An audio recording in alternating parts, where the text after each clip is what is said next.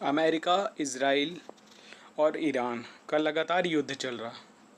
बहुत सारी अपडेट है। सबसे पहली अपडेट ये है कि इस समय अमेरिका के विदेश मंत्री मार्को रूबियो भारत के यात्रा पे हैं।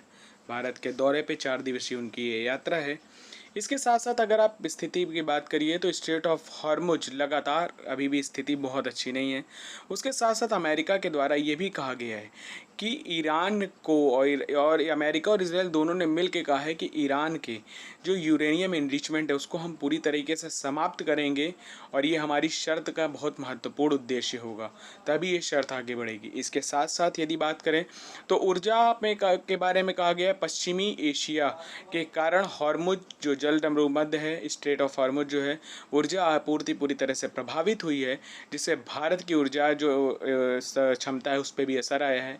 साथ ही अमेरिका ने संकट के समय भारत को अपनी ऊर्जा आपूर्ति बढ़ाने का प्रस्ताव दिया है कि हम आपकी ऊर्जा आपूर्ति बढ़ाएंगे। इसके साथ साथ जो क्वाड की बैठक नई दिल्ली में आयोजित हो रही थी, वहाँ पे विदेश मंत्रियों की बैठक हुई और इसके साथ साथ इसका जो मुख्य जो एजेंडा था इंडो पैसिफिक में जो चीन के खिलाफ रणनीति सहयोग को मजबूत करना। आपको पता होगा मार्को रूबियो इस समय भारत के दौरे पे हैं। लगातार अमेरिका का दबाव बन रहा है कि जो तेल है वो भारत अमेरिका से ले। जैसा कि कहा भी गया है कि वेनेजुएला के जो उपराष्ट्रपति हैं रोड्री डेलरिस वो जल्द ही भारत आएंगी। निश्चित तौर पे रशिया से जो तेल लेने का है उस पर रोक लगाने की बात कही गई। तो कहीं ना कहीं मुद्दे में अभी भी प्रॉब्लम्स है। स्वतंत्रता पूर्वक अपने इस निर्णय को ले पाना भी बहुत मुश्किल हो जाता है कहीं कहीं स्थिति में। तो आप समझने का प्रयास करिए, स्ट्रेट ऑफ हॉर्मुज का खुलना पूरे एशिया रीजन के लिए, भारत के लिए बहुत महत्वपूर्ण है। प्रॉब्लम्स है, आप देखिए लगातार प्रधानमंत्री जी भी अपने हर भाषण में, हर मंच पे कहते हैं कि हमें आगामी संकट से निपटने के लिए वर्तमान में अपने को संयमित रख के चलना है, कार पुलिंग करके चलना है, पेट्रोल डीजल का कम से कम प्रयोग करना है, 2 दिन के वर्क फ्रॉम होम जैसी बातें भी कही हैं। उत्तर प्रदेश सरकार ने वह 2 दिन के वर्क फ्रॉम होम को लागू भी कराया है।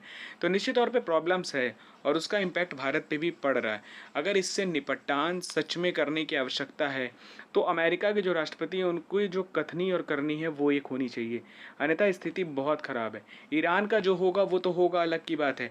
अन्य जो एशिया रीजन है, भारत है, सब पे इम्पैक्ट पड़ेगा क्योंकि अमेरिका का कुछ नहीं जा रहा। अमेरिका आज भी सुप्रीम पावर है, इस चीज़ को समझना चाहिए और ये खाड़ी देशों को भी समझना चाहिए। प्रॉब्लम्स है तो खाड़ी देश पे भी इफेक्ट पड़ेगा, इजराइल पर भी इफेक्ट पड़ेगा।